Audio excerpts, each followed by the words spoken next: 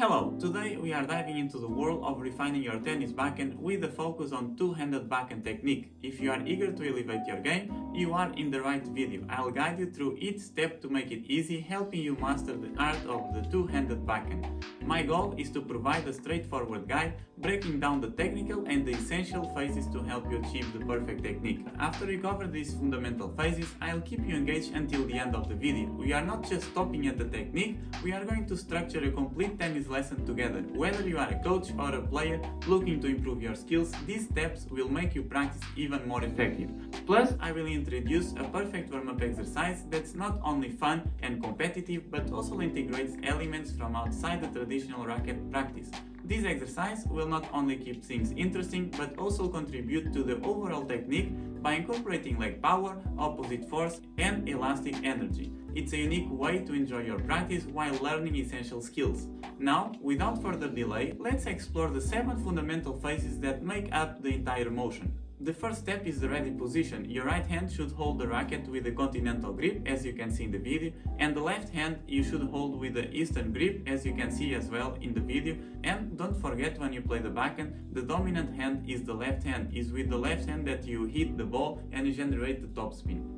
The second step is the trunk rotation. After the split step, take a lateral step with your left foot, rotate your trunk, and as a consequence the racket is going back. Keep your left hand close to your body and the right arm stays close to the abdomen. And here, as the reference, imagine this part of the racket, as you can see, is the camera, and the camera should point to the front of the court, and when you finish, the camera should be pointing forward as well.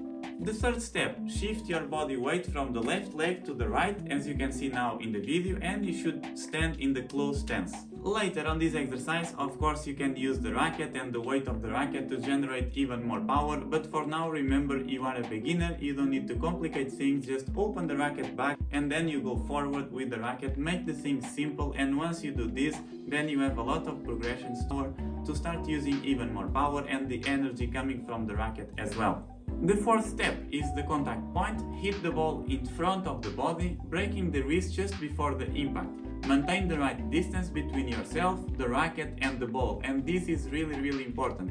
For now, the most important thing is to try to play the ball in front of your body, because later on you need to start using your body weight on the ball, moving forward with the ball, don't forget.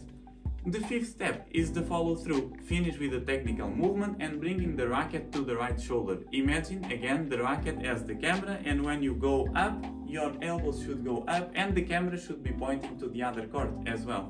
After you finish the racket on your shoulder, of course you need to return to the middle of the court, and for now just keep with the side steps, which is simple, and later you introduce the cross step. The cross step will help you to recover quickly, as you will see later on this video. And don't forget, of course, when you recover after the movement you should do the split step, just like how you start. And there you have it. This is the cycle of the tennis movement, and it's really simple. If you just do these steps and you understand these steps, later on you can improve and you do another things to get even better on your shot. But for now, these are the basics, and you should master this first before you go further into another steps. Okay, so now let's structure our lesson to help you improve your two-handed tennis backhand. But before that, if you are enjoying this video, don't forget to smash that subscribe button and like this video, because your support means a lot and helps our tennis community to reach new fans and learners. Okay, so now let's come back to our lesson and let's explore the exercises for our tennis backhand, beginning with an active warm-up. It's really important to get your body ready for an upcoming movement. This exercise, as you can see here in the video, it's really fun and competitive, and it's different from the normal tennis, which in the beginning I really recommend, because in the beginning tennis is a little bit boring if you go through all the process, but it's really important. So if you bring another extra elements from outside, and if you can make the things more fun with these little games or with some jokes, it's really important to get involved and to be more motivated to keep learning and enjoying the process. This exercise, it's one of my favorites. And now let's apply this same exercise, but even more specific to the technique. So we go to the baseline, as you can see here in the video, and we do exactly the right footwork for the backhand, but with a medicine ball. So I pass the ball, or I receive the ball, as you can see. I do the first step, I do exactly the fundamentals we learned in the beginning of this lesson, then I step with my right leg, and then I throw the ball to you. The ball should be a little bit flat and you start using your legs. And now if you do this, doing with the racket is exactly the same. You just need to hold the racket as I told you, continental grip and the eastern grip with the left hand, and then you do exactly the same. First step, you show the camera. Second step, you play racket in front of you and finish with the racket pointing to the other side and the elbows up. And now when they know how to do 1, 2, play and finish, you can start introducing 1, 2, double step, play and finish, or with the medicine ball, 1, 2, double step, throw the ball and finish. And here this step is really important because he starts to understand that it's important to adjust to the ball. Sometimes we are ready to play 1, 2 and the ball is not coming, and what you see is our players, or a lot of players, are waiting for the ball to play. And in tennis is not that. You need to move forward and you need to use your body weight against the ball. So if you are ready to play and the ball is not coming, you do the double step and then you can use your body against the ball using your energy. It's much simple, and if you introduce this from the beginning, they will understand, and later when they will do the next step, 1, 2, 3, 4, even when the ball is not coming, they will understand, okay, I can do a double step, I can move forward to the ball. And this is much simple, and how simple is this methodology is like crazy for my head. It's really simple, and you just need time and dedication because this works 100% of the time. Okay, now you already did this, and what you should do is almost the same. Basically, you can introduce again the exercise with the medicine ball if you want, as you can see here in the video, and we can do the same steps but running to the side, where the most important thing here is to run, to stop, to play and to finish. So you receive the ball, you do the first step. I make sure you are in the first step with the ball on your left side and not on this side, remember.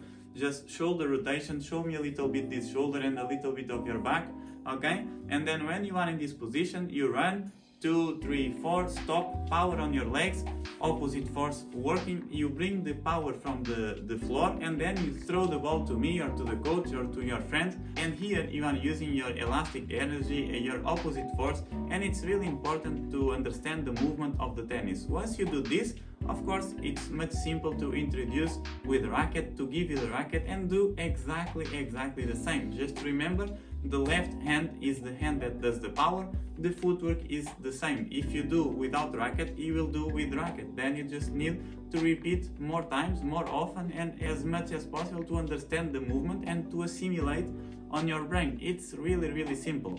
In the beginning, in this exercise, what I recommend is to do 1, 2, 3, 4, stop your feet, play and finish, and then in the beginning, to don't make it difficult, to just return with side steps for now and to the middle, let's say is in the middle.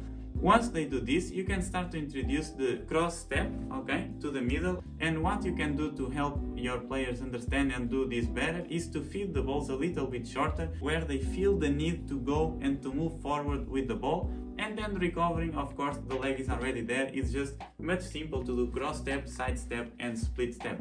This is really simple. And then, of course, when they know how to do this, they can just repeat exactly the same, but with both footwork. So 1, 2, double step, play and finish, and then 1, 2, 3, 4, stop, play and finish, recovering. And if they know how to move, remember, or if you know how to move, you will know how to play. Tennis is a game where you really need to work your legs, you need to be low, and you need to use your body to the ball. You need to move forward with the ball to play better. You need to use your body transfers, and if you do it and if you start using your body this way, you're gonna see a huge improvement. You're gonna see things much simple. Even if in the beginning it looks difficult for you or looks a lot of information, then remember, tennis is just a few movements. You will do it a lot of times. You'll do it 100,000 of times, thousands of times.